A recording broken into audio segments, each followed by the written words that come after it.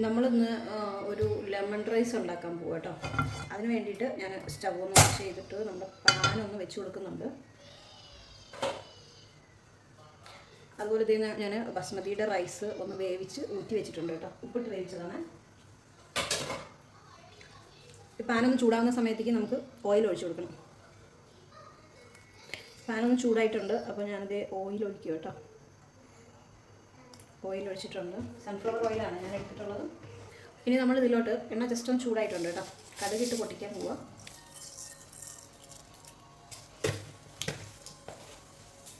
കടുകൊന്ന് പൊട്ടിത്തീർന്നപ്പോൾ തീ സിമ്മിലോട്ടാക്കിയിട്ടുണ്ട് കേട്ടോ. ഏറ്റവും കുറഞ്ഞ തീയിലോട്ട് വെച്ചിട്ട് ഞാൻ ഇപ്പോൾ പരിപ്പിട്ടു, കുറച്ച് ഉഴുന്നിട്ടു, അതിൻ്റെ കൂടെ നമ്മുടെ പീനട്ട് ഉണ്ടല്ലോ, പീനട്ടും ഇടുക കേട്ടോ. എന്നിട്ട് ഇതൊന്ന് റോസ്റ്റ് ചെയ്തെടുക്കണം. ഇത് ലോ ഫ്ലെയിമിലിട്ടിട്ട് നന്നായിട്ടൊന്ന് റോസ്റ്റ് ചെയ്തെടുക്കാം നമുക്ക്. ഇതിവിടെ പീനട്ടും ഉഴുന്നും ഒക്കെ ഒരു ഗോൾഡൻ കളറായി വന്നിട്ടുണ്ട്. ആ സമയത്ത് ചെറുതായിട്ട് അരിഞ്ഞെടുത്തിട്ടുള്ള ഇഞ്ചി ഇട്ട് കൊടുക്കുകയാണ്. ഇഞ്ചി ഇട്ടിട്ട് ഒന്ന് റോസ്റ്റ് ചെയ്തെടുക്കുക. ഈ സമയം തന്നെ വേണമെങ്കിൽ പച്ചമുളക് ഇട്ട് കൊടുക്കുക കേട്ടോ. പച്ചമുളക് ഞാൻ ഇടുന്നില്ല, ഞാൻ കറിവേപ്പില ഇടുന്നുണ്ട്.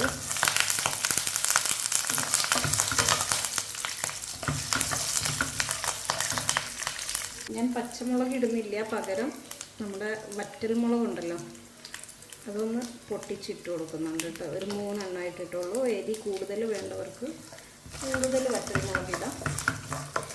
ഞാൻ ചെറുതായിട്ട് ഇട്ട് കൊടുക്കുന്നുണ്ട് കേട്ടോ.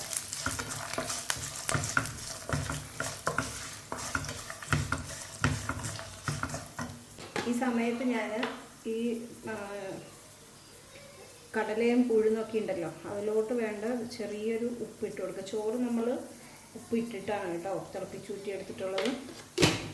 അപ്പോൾ ഒരു നുള്ളു ഉപ്പ് ഇട്ട് കൊടുക്കുക. ഈ സമയത്ത് ഞാൻ തീ ഓഫ് ചെയ്യുവാണേ. ഇച്ചിരി മഞ്ഞൾപ്പൊടി ഇട്ട് കൊടുക്കുന്നുണ്ട്.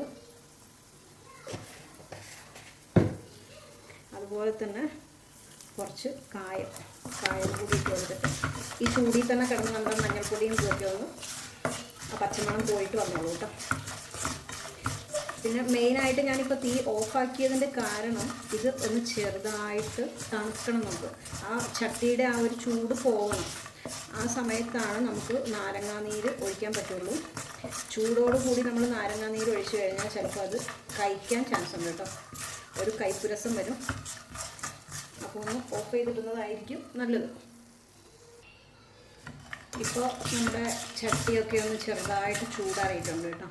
ഞാനൊരു ടീസ്പൂൺ നാരങ്ങാനീര് 1-1.5 ടീസ്പൂണോ നാരങ്ങാനീര് ഒന്ന് ഒഴിച്ച് കൊടുക്കണം.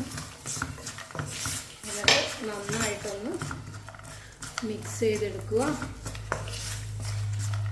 ഇനി ഇതിലോട്ട് നമ്മൾ നേരത്തെ വേവിച്ച് ഊറ്റി വെച്ചിട്ടുള്ള റൈസ് ഉണ്ടല്ലോ, ആ റൈസ് ഇട്ട് കൊടുക്കുക കേട്ടോ.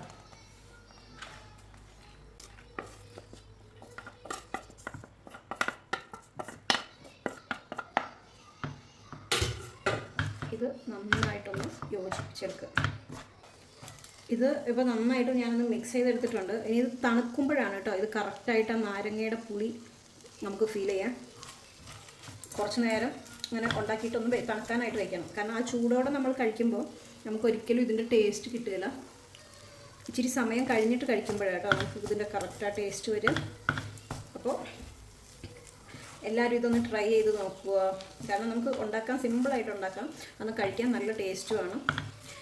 കൂട്ടത്തിൽ ഇവിടെ ഇക്കാക്ക് ഇഷ്ടം നമ്മുടെ പൊട്ടുകടലയുടെ ചമ്മന്തി ഉണ്ടല്ലോ, ഇക്ക അത് വെച്ചാട്ടോ കഴിക്കുക. ഞാൻ പിന്നെ ഇതിൻ്റെ കൂടെ എന്തും കഴിക്കും, പപ്പടമോ എന്തുണ്ടായാലും മതി. എനിക്ക് ഒന്നും ഇല്ലെങ്കിലും ഞാൻ കഴിക്കുക, എനിക്ക് ഭയങ്കര ഇഷ്ടം.